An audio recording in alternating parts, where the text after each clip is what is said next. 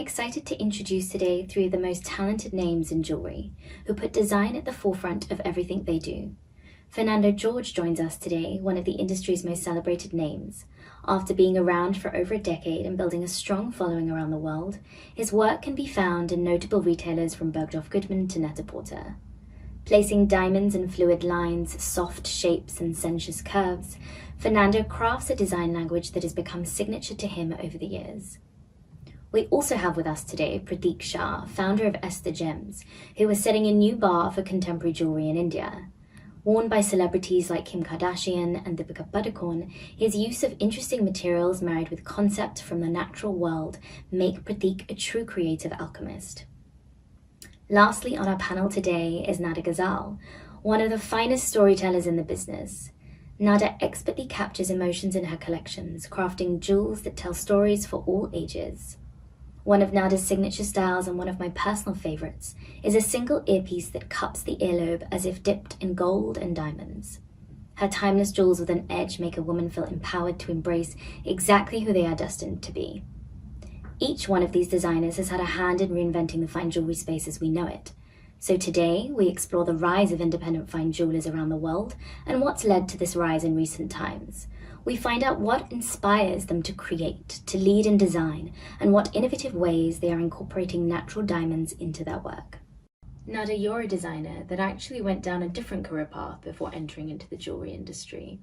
When was your turning point? When did you realize jewelry is where I see my future? Tell us a little bit more about that journey to jewels. Before I start, Radhika, I just want to thank you for the wonderful introduction. Well, I'll tell you, I was infatuated with jewelry ever since I was very, very, very young, like at the age of 5, 6. So when I was young, I used to get hold of anything and just like turn it into a jewelry piece, like a golden wire, you know, just like a copper wire, beads. I even used to actually make cookies with just like a big hole inside, just like to wear them as bangles, you know. So I was really infatuated with jewelry. I loved fashion in general, and then even as a teenager, I always used to draw my own rings. I've always loved rings, as you can tell. So I always used to draw my own rings, and whenever I used to save a bit of money, I used to go to a jeweler in Beirut and get the actual piece made. And then when it was time to go to university, there was no jewelry design in Beirut. I grew up in Beirut most of the time, so there was no jewelry design in Beirut. So I actually did graphic design, and I worked in advertising. I moved to Dubai and I worked in advertising in the creative department for 10 years. I mean, throughout those years, I always designed my own jewelry and my own shoes, actually. So until I took that leap of courage and decided to leave, or actually to move from advertising into creating my own jewelry brand. I started working through trial and error. So I started creating my own pieces. But before doing that, I did a bit of research, actually, like any entrepreneur would do, and I felt there was a big lack in the market for pieces that are individualistic, pieces that have a soul, pieces that actually come from a story, because most of the jewelry in Beirut back then was quite classical, like you just had few brands that were more storytellers or individualistic, and the rest were quite generic and classical. So I did feel that there was a big lack in the market that I wanted somehow, you know, to cover. So I learned through trial and error, and I did like around 20 pieces on my own. And I did my first open house, and I was sold out in 3 days. And then and then this is how it all started. You've really forged a path for other design-led jewelry brands as well, and almost a reference in the industry. How did you begin your journey? Was there this sort of aha moment where you thought, this is the space I want to make a mark in? Hi Radhika, pleasure to be talking to you, Nada and Pratik. In my early 20s, I chose to try to rescue an old passion for drawing, and I studied design. I applied in the last moments before they closed the applications, and I got into a design university in São Paulo in 2000, 2001. And I think in the first class I ever attended, it was an aha moment. It was definitely a moment where I felt like, okay, I'm with people who understand me. I feel like excited that there is a way to make a passion a career. I started to look for jobs very early on in this course. My job was to sketch all day and then go down to the workshop and talk to craftsmen who were turning those sketches into three-dimensional pieces. And then the biggest thrill, which gives me even goosebumps to think about, was when I was seeing those drawings turning into objects in gold and precious stones and natural diamonds. So the passion was there, but then I did a lot of work in trying to find my voice in jewelry. Then I moved to London to study at Central St. Martin's in another leap of faith, not thinking about a business opportunity, but then I had the opportunity to think of jewelry very deeply, very inquisitive studies into jewelry, and I started my brand from that moment when I graduated. Amazing. And how have you created this? I mean, you have such a strong design language and design vision. You can literally identify a Fernando Jorge piece from a mile away. So did you see that there was this opportunity amongst sort of a pool of sameness, so to speak, and classical designs that you wanted to kind of disrupt? I obviously saw an opportunity because the jewelry I liked was very personal. Jewelers that expressed their culture, their personality were the jewelry, produced the jewelry that excited me more. So that was my training as a designer. So my jewelry had to be design forward thinking, but still very grounded in traditional craft, in natural materials, considered precious because I feel like they are the most excellent materials in nature: gold, natural diamonds, Brazilian gemstones, colored gemstones. So it was intuition and obviously opportunity, because that was the jewelry I liked, and that's the jewelers that were successful in my point of view had that longevity because they had a really personal style. Pratik, your story is equally as interesting. You've been around with Esther Gems for some time and historically created more of the traditional Indian jewelry, bridal jewelry. When did you decide that you wanted to move into or launch pieces or design pieces within the contemporary jewelry space? We do obviously historically produced a lot of Indian jewelry because all our clients are basically from India, and the ones who are not from India are usually NRIs who come visit India in the holidays, or if they're getting married, or if they're getting some bridal jewelry made. So a lot of my background in Esther comes from the bridal space, where we created a lot of jewelry using old ancient Indian techniques like uncut diamonds and jarrao. But basically what happened was, a couple of years ago, we collaborated with this museum in Geneva called the Barbier Muller Museum. And they have this they have the largest collection of privately owned primitive art in the world. And it's like this really small museum in Old Town Geneva. And when I went there, like you go down and there's like this small hidden room inside, and they have like 15 pieces or 20 pieces of jewelry which were from the 18th through the 20th century, all crafted in India. And I'd only seen jewelry like that in books. Though it's from India, I'd never seen jewelry like that in India before.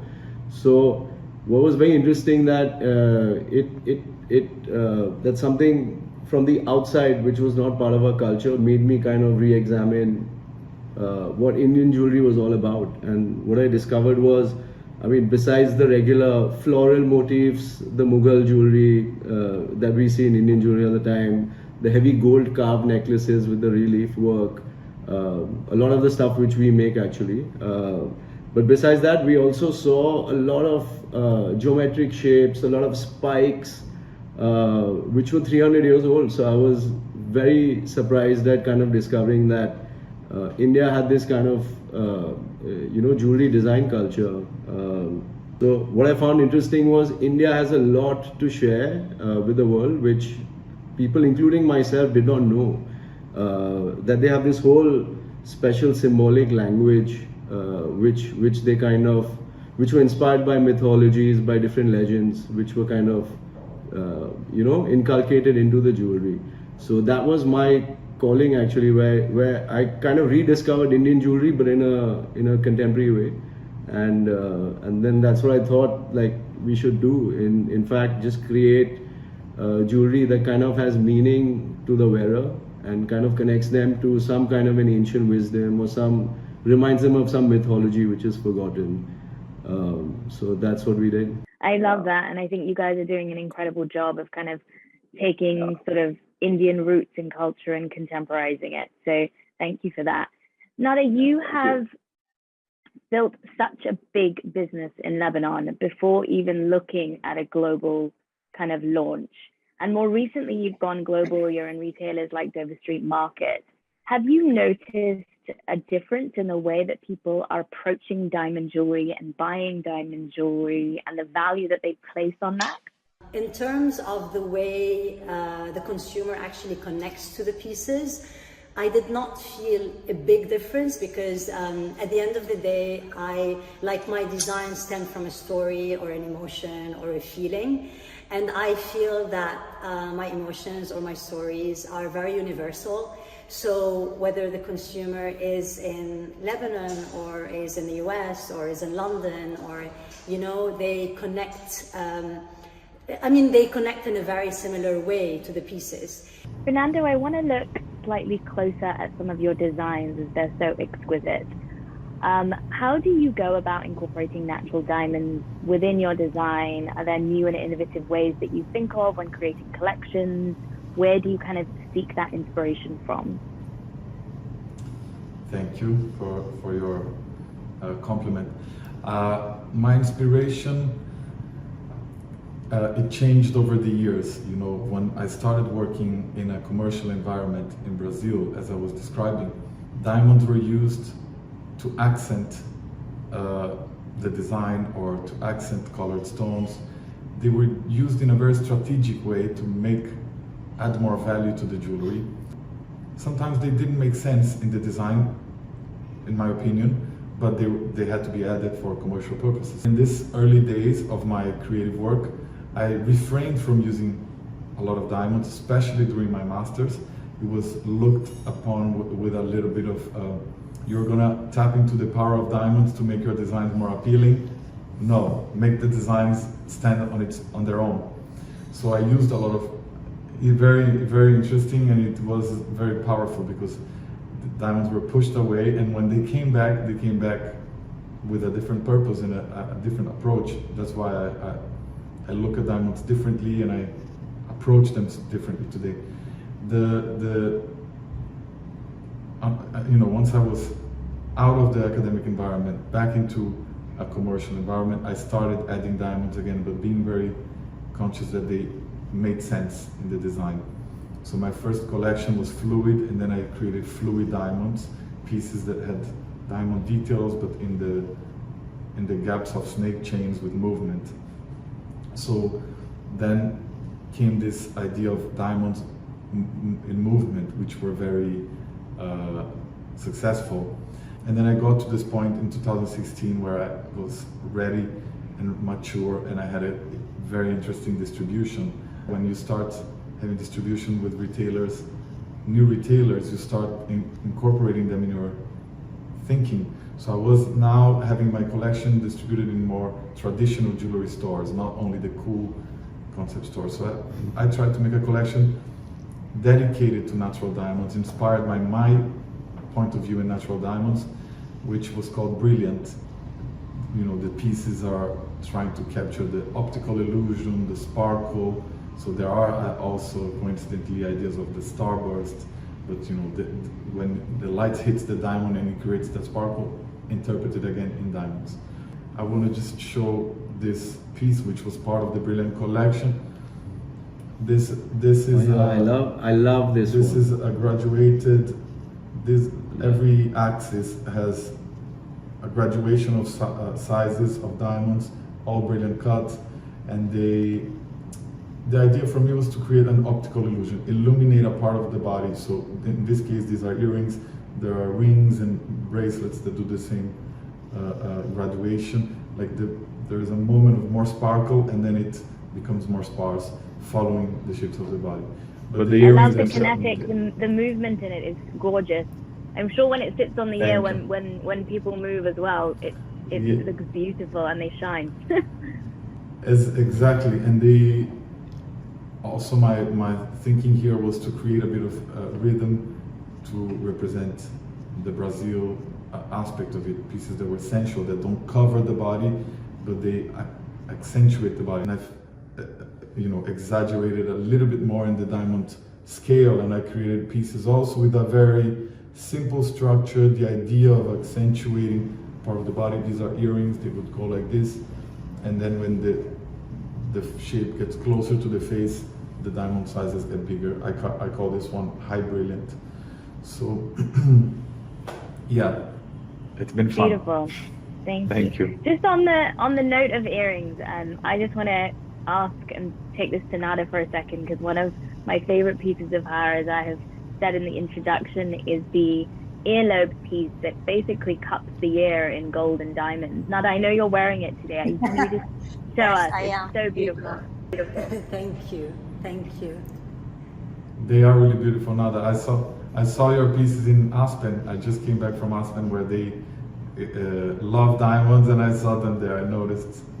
Thank you. Yeah. I'm not an earring person, so I had to just create these earrings to start loving earrings more, because I'm not I'm not great with something coming out of my ears, for me. So I just wanted something that fuses with my ear, and this is how this idea came from. It was just a very simple thing, but it makes me feel good. and just on that also, Nada, your approach to diamonds is also quite unique in the way that you think about them. Can you tell us a little bit more about how you incorporate diamonds in your designs? And I know that you scatter them a lot, and it's kind of almost nonchalant in a way. How do you go about adding diamonds, natural diamonds? Well, to start with, besides everything that Fernando said about diamonds, one of the reasons I love diamonds is because I love white in general. I just love the white color. And whenever I use natural diamonds, it depends on the story that I'm telling. So for example, I had one of the latest pieces, part of our latest collection, is called Storm. And it's not like a winter storm, but it's a storm of change, because where I live, we have lots of ups and downs.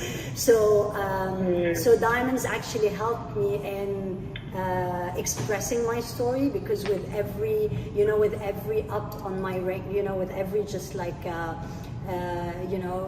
the ring had this organic form, and on the top of it, I just added a sparkle of diamonds, because that expressed for me a sparkle of hope. So I usually use diamonds to express something. And in terms of setting, I just I don't know if you can see this, but in terms of setting, this is part of my coding. I just love that splash of different sizes of stones and different sizes of diamonds specifically. And this was actually inspired by my daughter, because when she started painting, she just started splashing paint. And I just loved the forms that came out of her paintings, the big and the small forms with just the splatters at the end. And this is what inspired me to start setting the diamonds this way. Especially that one of the collections that I created was when I was pregnant with her, and I It was an expression of how I think my daughter would be. So I felt that she would be bold, grounded, and quite tough. So I created a collection that was bold, grounded, and quite tough, and I called it after her name. And then when she, which is Malak, and when she started painting and splashing the paint, I created another collection called Baby Malak with that kind of setting, and this is where it started. But yes, I mean, when I use the diamonds, I just it's an element to express a specific emotion or a specific story that I'm trying to portray in a piece. Pratik, your collections have such fascinating backstories, and you use such interesting, innovative materials and incorporate diamonds into them. I remember coming to visit you, and you were using meteorite and titanium. Can you tell us a little bit more about, your use of materials and how you use diamonds within the design? Yeah, so we use natural diamonds in pretty much 99.9% of all our jewelry, because diamonds in India have a very, very long history. In fact, right up till Cecil Rhodes discovered the mine in South Africa, India was the only source of diamonds in the world, which was from the famous Golconda mines, where also the Kohinoor diamond came from. So diamonds is something that is pretty much part of our culture. You can see it everywhere, in wedding sets, in anything. Like, it's just a diamond engagement, everything. Nada, you'll be happy to know that even our titanium collection is named after my daughter, and it's called Arya. And Arya is actually another name for a goddess called Devi in very what do you say? In if you have to just say in one word, there's many names, but Devi is the most famous one.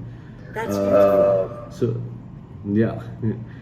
So obviously I got obsessed with reading about, after the Babia Mueller experience, I got obsessed with reading about legends and different mythologies from the world over. So obviously we decided to kind of dedicate our first collection to the goddess, and obviously because she is the strongest goddess from all the gods and goddesses out there, we thought we must use the strongest metal in the universe to kind of do justice to her. And we decided to use titanium. So we had to kind of reinvent tools. We had to make special tools, because nothing can cut titanium except if it's diamond coated. So again, diamonds only is the only material that can be used to cut the strongest metal in the universe, which is titanium. So so this is one of our titanium pieces, and wow.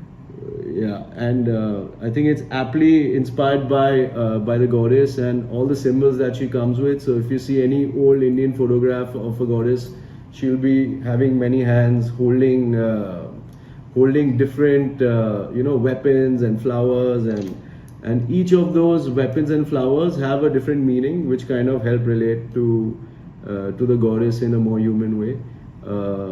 For example, she always sits on a lotus flower. So this is actually inspired by a lotus leaf, and lotus is very popular in Indian culture, because it's a flower that kind of grows in the dirt, and it's known for being very spontaneous, and the flower comes out very pure from the dirt and grows towards the sun. So it's something about that transformation which is very inspiring. So obviously we also do a lot of different. This is the hibiscus flower. This is in yellow titanium. Again, obviously set with diamonds and rubies. I guess it's the titanium that makes it super light on the air, right? Yeah. If I'll show you one piece. These are giant hoops. This is from another collection called Maya, but they're huge. They're like 4.5, almost 5 inches. But if I hold in my finger, it could just blow. It's so lightweight, right? If you had to make the same piece in gold, it would be 5 times the weight, and this one is like super light. So it's very nice to wear. And Indians anyway have a history of wearing massive jewelry. Like all our bridal jewelry sets is the opposite of Fernando said, like where they kind of accentuate, they kind of cover the whole body. So we got like chokers with like a necklace below, and then lines and big earrings and jewelry on the head and on the hands and bracelets, and we even got the ankles covered, yeah, with special piles and stuff like that. So coming from that tradition, like we've always kind of leaned towards making bigger jewelry. I think this next question is really open to you all, but I mean, we've seen this rise in the independent fine jeweler over the last few years. What do you think has really led to this rise? You know, are there more opportunities for brands like you now than there used to be? I think the customer is also looking for something different now. So do you think that has had a part to play? They're looking for jewelry that it has more sentimental value or is more of a conscious luxury purchase? Are buyers from retailers also looking to explore new brands and offer a new pool of designers to their audiences? Fernando, I think I'll start with you. What are your thoughts on this? Yes, I've noticed as well in my time working jewelry that there's been so much change, and to me this is really positive. Change for the better, change towards creativity and you know, exciting ideas. When I started jewelry in that first experience was 20 years ago, and that at that time I remember being so exotic, someone who's young and like me, not in jewelry, be a jewelry designer. It was great, you know. I thought it was super unique and no one else knew another jewelry designer. And then over the years I realized that's because jewelry was at the time a bit more conservative. It had become something led by bigger brands and, you know, global brands, and there was independent jewelry, but you know, were more like people who were makers in Brazil who were doing things with their own hands. There was a big bridge in the middle, and jewelry should represent every type of human personality, and you know, it's for everyone in the end. Everyone needs to identify with something in jewelry. So when I moved to London, I had that inclination. I want to make jewelry that's more exciting and young, and I don't know where to show. The situation was slightly not outdated in big jewelry shows, and there were no other places to show. And I noticed that financial crash in 2008, which is right when I moved here, made the gold prices go up. But as with every crisis, I'm learning now at least, it makes people who still can continue with the acquisitive power go towards intrinsic value. They really want to buy pieces that will last with gold, natural diamonds, and not so much spend with other areas of luxury where things don't age as well. And that created a bit of an opportunity. When I graduated with my collection in 2010, independent retailers were looking for more jewelry that was not already sold, you know, in big chain of stores. And I remember being the first wave of designers, fine jewelry designers, to get into matches fashion. And Net-a-Porter was a desirable online platform. They already had some jewelers, so I was targeting that kind of distribution towards a new client. And that began at that time, and it was mutual learning. You know, the buyers were learning what their clients were responding to. The digital landscape changed everything for everybody.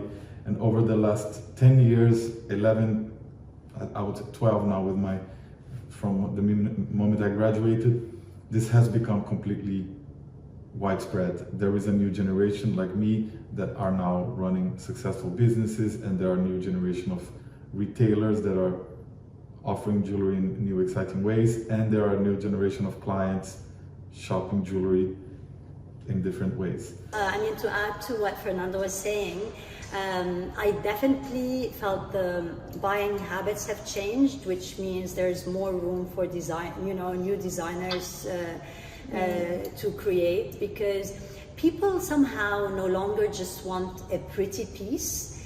They want a piece that they can connect with. They look for pieces that have definitely a beautiful design, but also great craftsmanship. They also want a piece that tells a story. Like it's very important. This emotional connection in the new generation is really very important. They want to connect to the piece. They also want to connect to the brand, and that's where social media plays a very strong role, because they want to know more about the brand. They want to actually know more about the story of the brand. So it's very important to be very genuine, very ethical, and very true to oneself. I mean, these are just like learnings as we go. And you have a lot of people who want to buy timeless pieces and heirlooms that they want to pass down from generation to another. And this also makes them very conscious about what they buy. And then the more they connect to a piece that has a soul. I mean, I always say, whenever I want to buy something, not just like a piece of jewelry, but any piece, just like a painting, a sculpture, even a jacket, I just need a piece that somehow has some kind of a soul. And usually a soul comes from the designer being true to her or himself, and also from creating something that, you know, that has a story and even has a story. So I think it's this emotional connection is very important, I think. For sure. And I think COVID and lockdown has definitely played a part in people moving towards wanting more meaningful purchases that they connect to on an emotional level.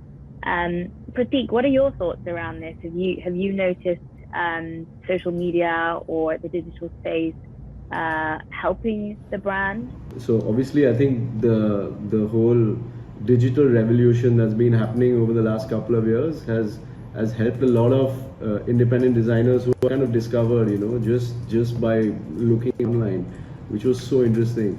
And lately, obviously, we've got a lot of younger clientele, and we've noticed like a huge shift in the way they think and the way they even buy jewelry. So in 2009 when we started Esta, but lately like we've noticed like a lot of the brides who are getting married, they come without their mothers and without anybody, including their boyfriends or husbands, and they have such a what do you say? They have a very individualistic taste. They're very confident compared to the older generations, and what I like about it is they know what they want, right? I mean, they have a specific idea of what message they would like to express by wearing a specific piece of jewelry. And obviously this younger generation is also way more conscious in terms of the environment. They're way more informed, and they kind of demand accountability. You know, the connect of the animal with the wearer was something that really inspired me, and then I thought, why not, you know, kind of create something that is inspired by this whole underwater life. And we decided to do the collection recycled aluminium, targeted towards all our younger clients, the new generation, which kind of really appreciated the fact that we use recycled aluminium literally from Coke cans. So I have one of the pieces here I can show. It's one of my favorite pieces. It's a blue koi fish, but it's recycled aluminium, obviously with only diamonds, and there's a touch of 18-karat gold. Indians love gold and diamonds. Fernando and Nada, are you noticing a change with the younger generation? I design with my let's say my signature is really on the shapes, the techniques. So in a collection, I try to cover from the beginning, from my beginning of my creative work, I try to cover different possibilities in jewelry without losing this identity, which is sometimes on the technique itself, on the shapes. So I make more understated pieces, I make more exuberant pieces, and throughout all of the pieces in the collections, I try to bring this Brazilian casual aspect. So that attracts the younger generation, which I'm not that young, but I include myself. You know, my values in jewelry are craftsmanship, but you know, responsibility, the way the materials are sourced, and the way the people who make are treated. These are all very important to me. So what I see is also a cross generation. There are pieces that the mothers can afford, but the younger generation wants to wear, and the mother is very happy to buy a piece that her daughter would like to wear or own one day. And sometimes it's the daughter bringing their mothers and even grandmothers to get familiarized with my brand, because there is an appeal to them, and then that crosses generation, because somewhat, as you said, my designs are based on classic beauty. They are innovative in an approach, they are more light, they are casual at times, but they are classic beauty which appeals to different cultures and different ages. So yeah, the young consumer is aging with me. People who could not afford 10 years ago, as I've succeeded in my design career, they've succeeded in their careers, and now they can buy bigger pieces. I've designed engagement rings and then started relationships. Yeah, it's exciting. It's an ever-evolving story.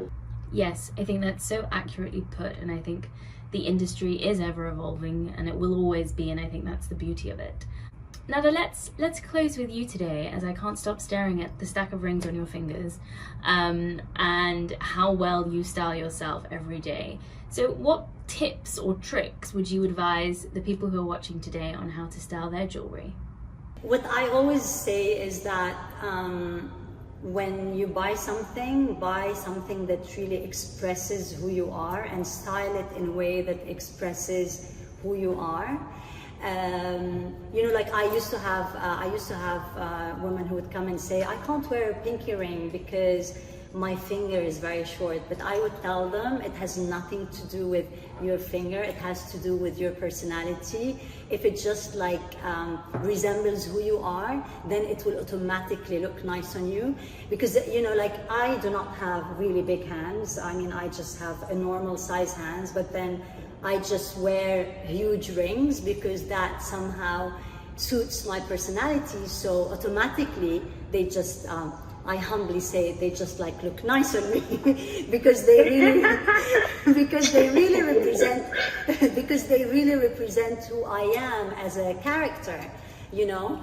And it's always, I mean, I always say that it's always nice to build you know, to build your jewelry box from different brands and to mix and match different brands that actually go nicely together, but also go nicely with who you are. So, but I mean, I must admit that the more the merrier. Well, thank you all so much for this truly inspiring conversation today. It's been so interesting learning about how you incorporate natural diamonds into your work, and actually how you use the different cultural influences from the places that you're from, Lebanon, Brazil, and India, and how that plays a part in your brand. So thank you very much, and I hope that we all get to meet in person very soon.